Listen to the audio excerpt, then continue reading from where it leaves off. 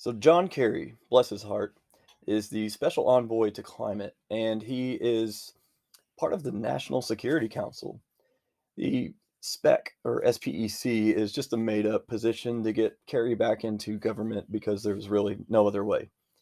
And he goes around the world and tries to convince everybody to give up fossil fuels and switch over to this green new utopia. Well, apparently he's been making some deals with the CCP. And this is all while the Chinese are flying balloons over the country. So Jim Comer sent him a letter and he wants some information on some things he's been doing. So we're going to cover that. And then I want to also talk about this balloon because I think some of the conservative response is a bit overblown. So first, go ahead and hit that like button. And if you're not subscribed, go ahead and do that too, please.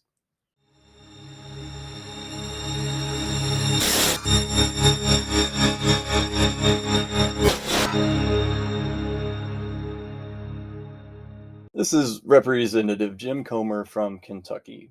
And this is Kerry, the special envoy to climate.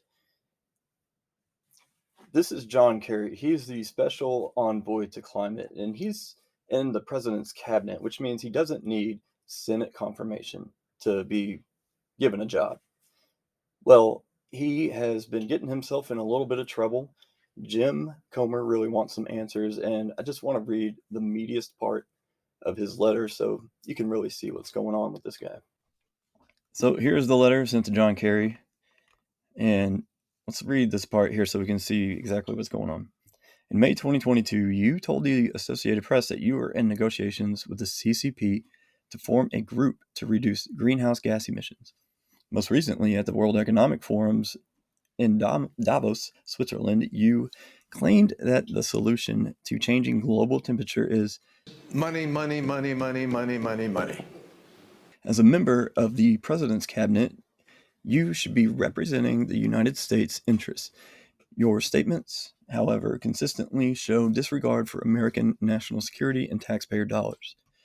You have also continued to downplay the CCP's human rights violations and its antagonism against the U.S.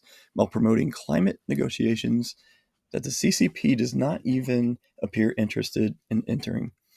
In April 2021, you insisted that the CCP's intransigence on human rights geostrategic interests do not have to get in the way of something that is as critical as dealing with the climate.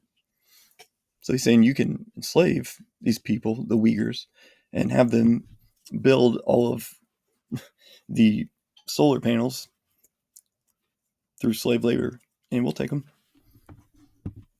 You recently insisted that the CCP's behavior should be decoupled from our attempts to enter into climate agreements, stating, quote, I think the key is that this is not a bilateral issue and that we need to get back to the table because the world depends on it and it could be helpful to China's efforts to protect its own population. Great salesman there. And so here is the documentation that he's requesting. So here's the deal with China and climate change. In 2020, it seems like they really figured out that the world was going to head towards a greener pasture, and they started building a infrastructure of huge factories where they can build solar panels. Now, solar panels were invented in the United States, and they were at first manufactured in the United States, but not anymore. All of the manufacturers of solar panels in the US have gone out of business. And why is that? Well, it's pretty expensive to make solar panels because it takes a lot of energy. 2020 and 2021, both years, China built over half of the new coal power plants in the world. And when they were getting pressured to stop putting so much money into coal, all they did was curtail their foreign investments. In other power plants in other countries, that money just went away, and they're just keeping it for themselves. So China has really cornered the market, and they can make everything that we need to go green more cheaply than anybody else.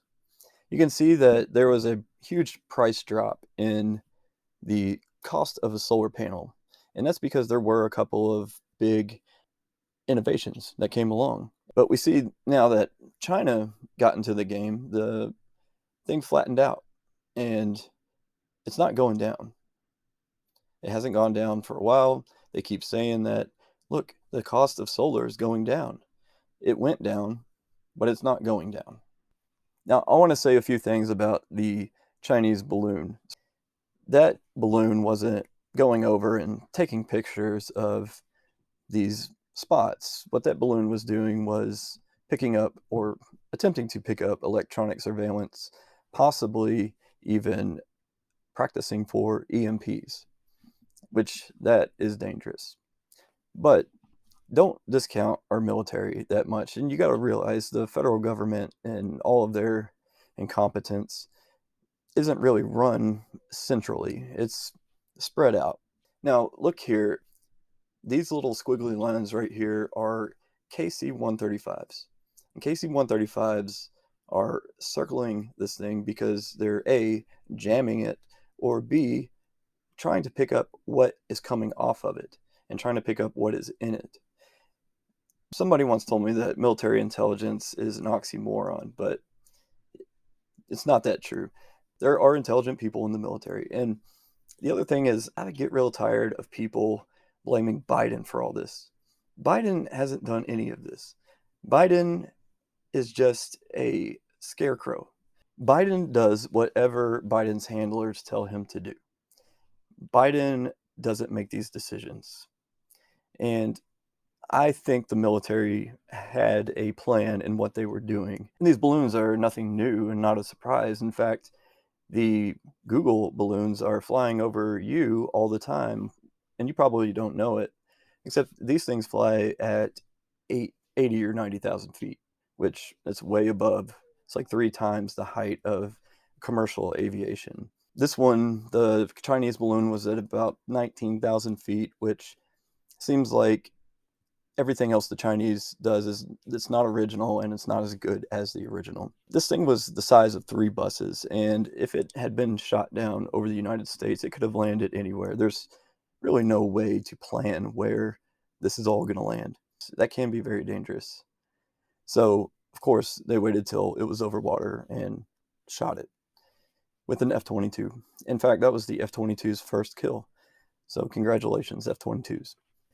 Now, I think we need to just ease up on the military a little bit and think that maybe some people in there are still intelligent and know what they're doing. I don't think they would just let this happen for no reason. Thinking that they didn't want to announce the location of the balloon is because they don't want people going out there with their rifles and trying to shoot at it.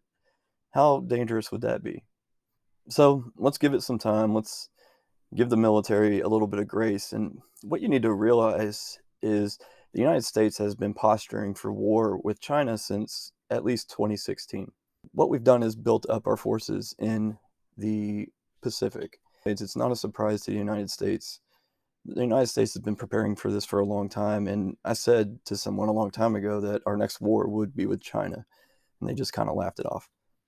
But this is probably one of the most dangerous things that's happened so far in this thing, and it could be an EMP. If an EMP were to fly over the United States and fry all the electronics, you would lose all your data on things. You would lose the ability to use all of your electronics again. It would overload all the systems. It could be a huge disaster. Or they could be dropping COVID bombs. Who knows? But either way, I'm sure if it happens again, the United States is going to be ready for what's coming and they're going to have a plan for it. And again, stop giving Biden credit for anything, even positive or negative. Biden hasn't done anything. Biden doesn't know what's going on. Biden does what he's told by his interns.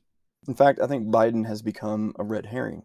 Everybody wants to focus their attention on yelling at him instead of focusing their attention on where the government is actually being run, and it's not with the presidency. So I hope you got something out of this, and if you have a comment, please leave it down below. I would really like to know what you think about it, what you think about this whole balloon situation, because I really don't know what was on there, but I have a few ideas. So leave me a comment, hit the like button if you haven't already, and subscribe too, so you can get more awesome content like this. Until next time, peace be with you.